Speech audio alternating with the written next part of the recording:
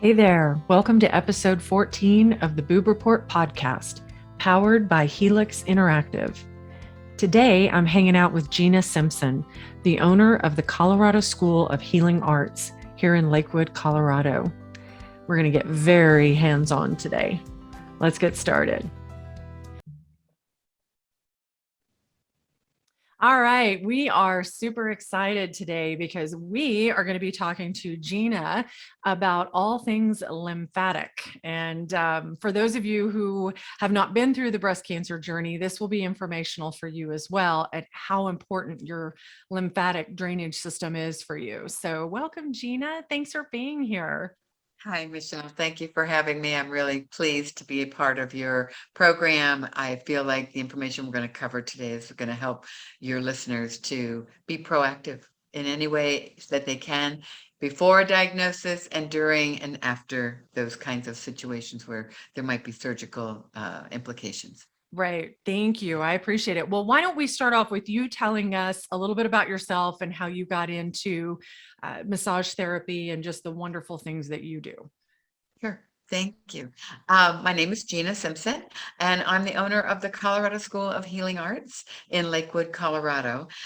We've been around for 35 years. We are passionate in the work that we do, very student-centered institution, learning the skills of massage therapy, but we really train you to be a client-centered therapist if this is a call that you have to a new career for yourself. One of the many electives that we offer is a 110-hour certificate in lymphatic drainage massage. And it's for the current and or soon to be licensed massage therapist to add to their repertoire.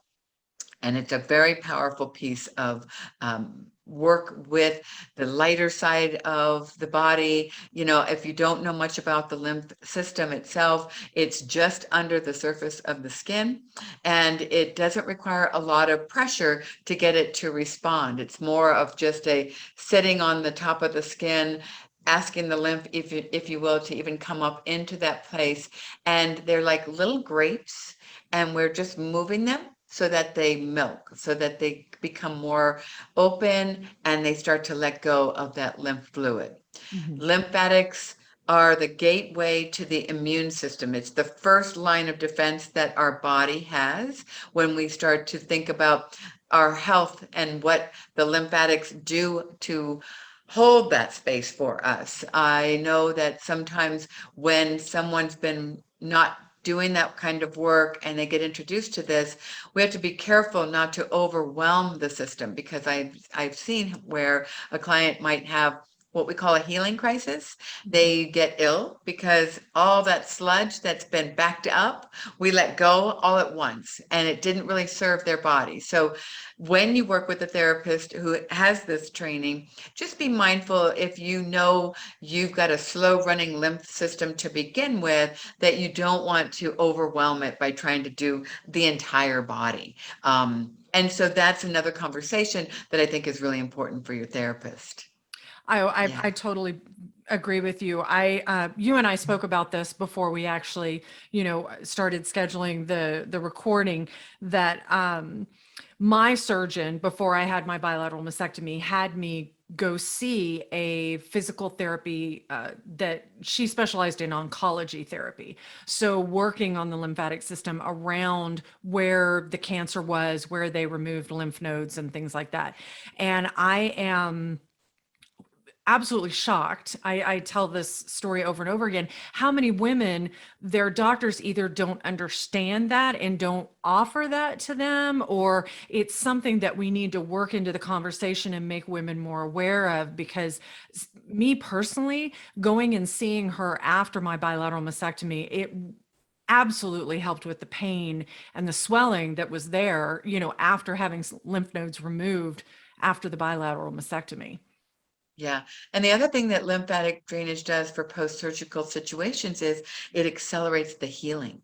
So one of the other benefits is that, if you can find a therapist in your area, and I wish it weren't such a needle in a haystack search place for people who aren't in concentrated areas where we have a lot of people being trained in this work, is that you just may not be able to find someone near you to facilitate this. But as you just said, Michelle, maybe someone who does physical therapy, who specializes in oncology patients, has some of that additional training. So we don't want to look just for those in the field of massage therapy or being that lane only. I think you just opened up another potential that they might have done more training independently that's going to help them to serve those patients specifically around their recovery. And, you know, the thing that we know mostly when there's surgery involved and mastectomies or even lumpectomies, they always take lymph nodes when they have any diagnosis of breast cancer in the report, and they take what they call the sentry node. And the sentry node is like the primary gatekeeper.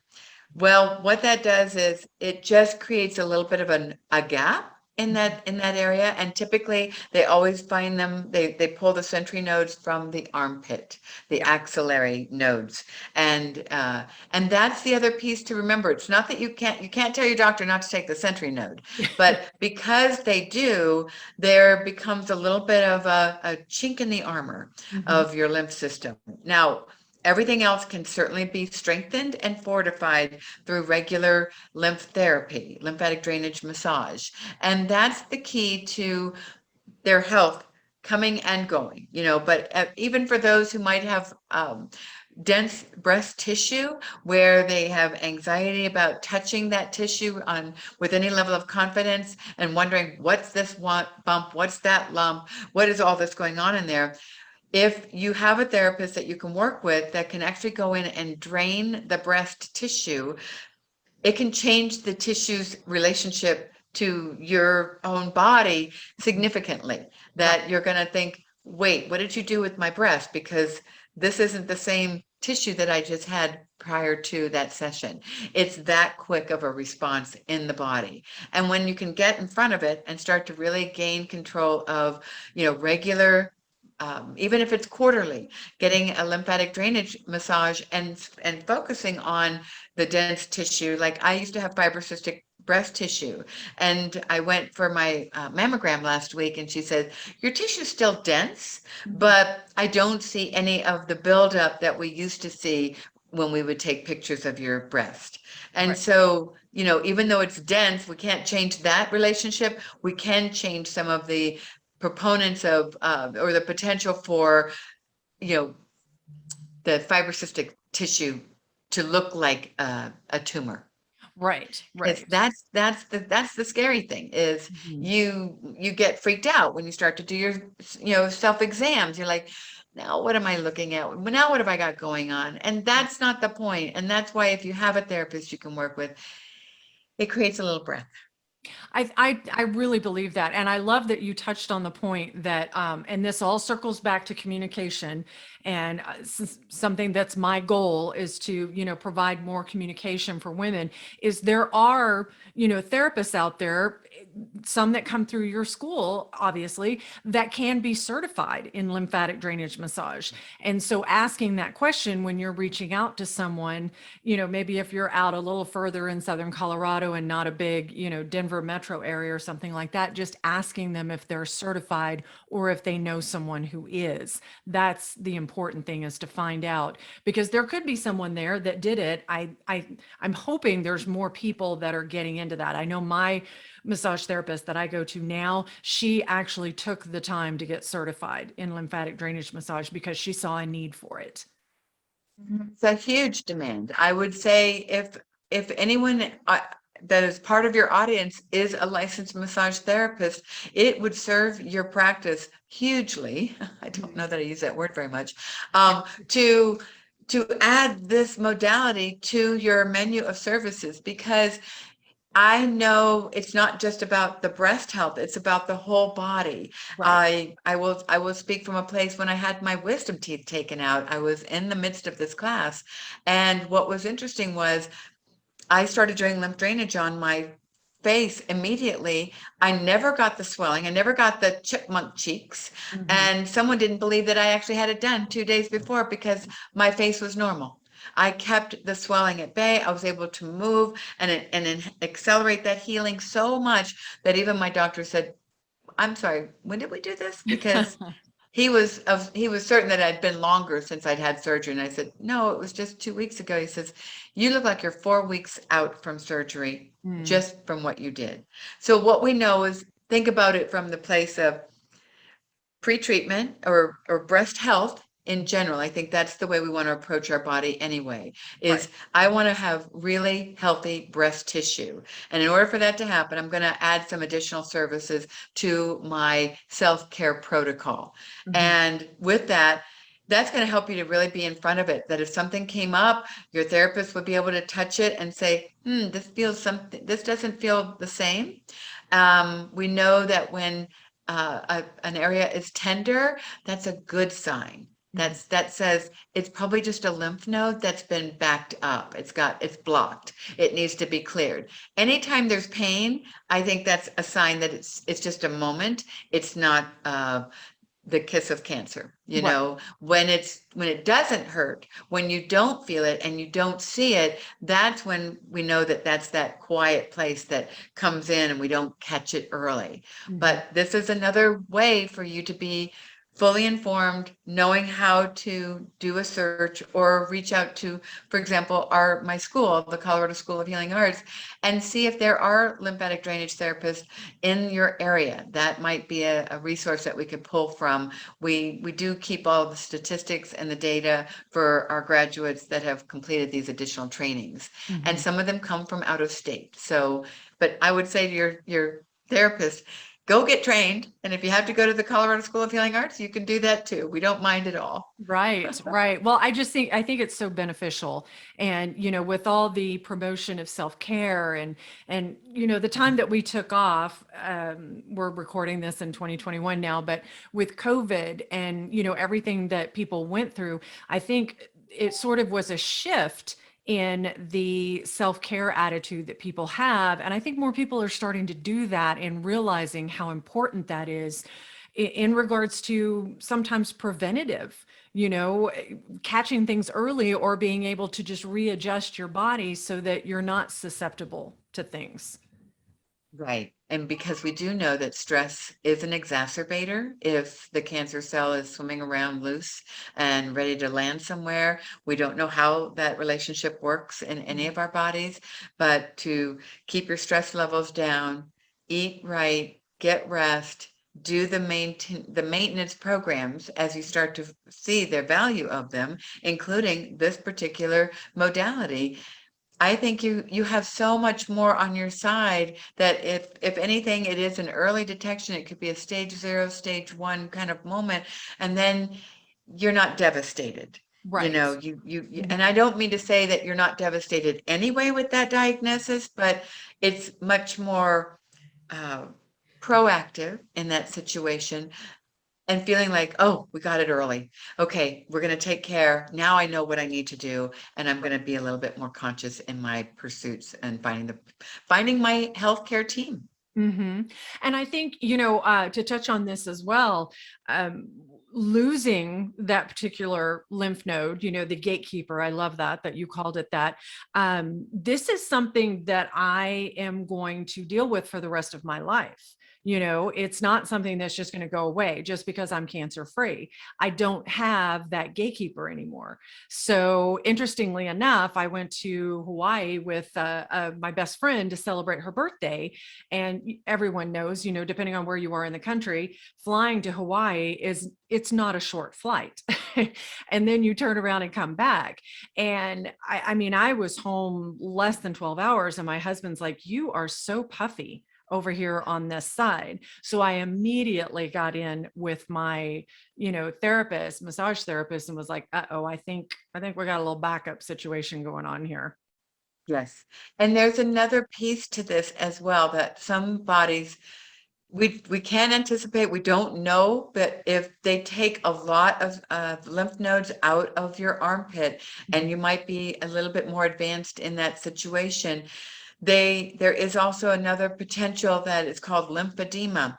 And lymphedema is similar, they call it elephantiasis, where the arm swells beyond a normal proportion. It could be out to here. And Right. that's not something that a normal lymphatic therapist would be able to respond to or be as effective in, you'd have to actually work with a lymphedema specialist, Right. because they're going to be working with compression garments. They're going to be working with a little bit more of the subtleties of trying to get you comfortable. Not necessarily are they going to be able to fix or resolve it. It's not going to be a fixable situation. We've seen it in the lower sections of the body too, with legs. But with women from breast cancer particularly, lymphedema is not what we want to see, but it does happen. And I don't know what the percentage is of those patients in outpatient care that would have that happen, but one of the specialists in our oncology program, we also offer an oncology massage program at the school, but one of the teachers said, if a therapist went into the armpit and prompted some response in a potential for lymphedema, she said they would have to be digging so deep into the arm that first the patient wouldn't be tolerable to that. Right. And the second piece would be counterintuitive. It wouldn't serve that patient to be, or that client for the therapist to be at all receiving that kind of intense digging and going deep. Because what happens is it's just a whole different cascade of all bad, the things that don't work right, you know, and I don't want to call them bad. I don't want to put people's minds in a fearful place. All I want to do is at least address lymphedema is another area of conversation that you just want to be aware of. Oh yeah, I absolutely agree. When I share this information, I know that some women will be like, oh my God, they'll get frightened, but I think it's important to get that out there. I think communication is key because women need to understand, these are the possible things that can happen once you have lymph nodes removed, and you need to be aware of this so that you can do the preventative care and go that route. I did have a question. Do you guys ever see anybody? I went through cording with my lymph nodes. Do you guys ever see anyone that's been through that? I personally have not. And I've been doing this work for 10 years, and maybe I saw it, but I didn't know what it was. Mm-hmm. It's an interesting question because I don't recall, even in my training, that this was a focus we had. Because remember, we're just doing the training for the Right. whole body. We're not focusing on the specifics of an oncology patient. Right. Tell me what your experience with cording is. It was actually an interesting experience because the oncology therapist that I was seeing, I didn't get it. I had my bilateral mastectomy in November. Then I had my replacement surgery with the implants in February. And then that summer, it was like June, July, we're going to see colleges with my daughter, and I can't lift my left arm up. And I mean, there's just pain there and swelling. And I'm like, what is happening? And so I called my surgeon and she said, I'm going to get you scheduled for more physical therapy when you get back, because I think what it is you're cording. And I guess there's something in there that it gets so thin and so fine. It's almost like a violin string or something, is the way my therapist described it. So everything just gets tight and it feels swollen in there. Right, It because was, when we look at yeah. the chain of lymph nodes, that's what I'm Mhm. sensing is, it's the chain Uh-huh. that got thinned, particularly if they took nodes off of that chain. Right. That might be what it was, that they compromised the chain on that one area of the lymph nodes in there. I mean, there's just hundreds of thousands of lymph nodes. There's over 200 just in the neck alone. Yeah. Yeah. And then when you think about the whole system through the body, and then it's attached to all the organs, because even in the training I did, we've learned how to drain organs. Now, Oh, this is an interesting piece because, like, for example, draining the lungs after surgery helps to remove the anesthesia, because we know that it sits in that tissue for a long time. And we've had comments made by the clients going, whoa, that almost made me dizzy, like I was under again. Like mhm. we're releasing it back through the system, but we're releasing it in the most positive way back into the bloodstream. Right. So Oh, the only muscle we don't drain, the only area of that body we don't drain is the heart. Okay.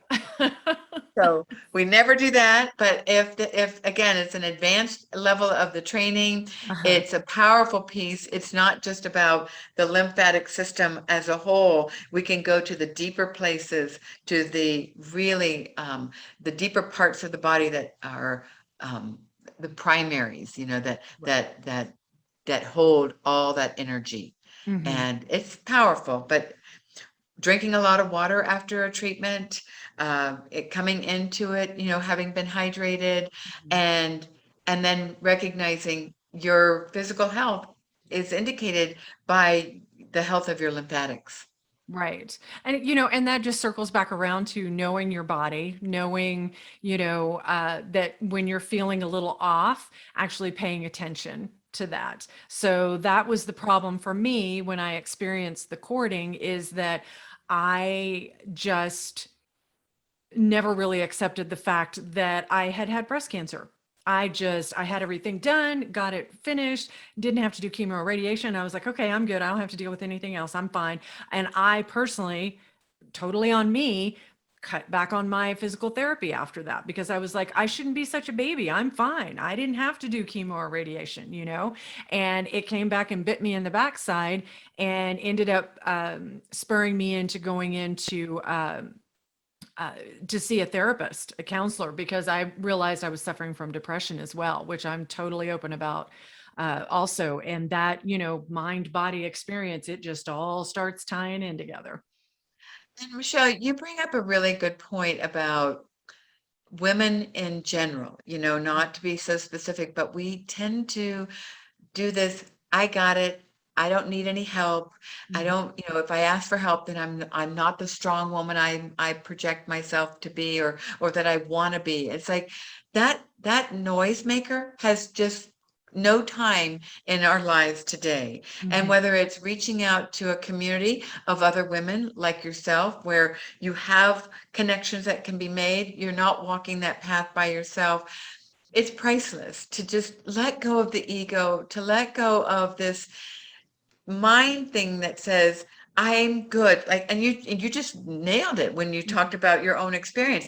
I didn't have it, got it caught early. I picked up my life. I replaced my breast. I just picked my life back up, and I started going down the road again. But you didn't feel all those places that were showing up when they showed up. And Right. then you had to go back and touch them again from a Mhm. different place. But obviously, you got the memo. Yes, I did. It was a painful little reminder that no, you you need to continue to take care of yourself. But yeah, and that's again, whole reason for the boob report is I want women to understand that. I want women to my whole motto is, if I could just help one woman, get through this with as much grace and ease as possible, I've achieved my goal.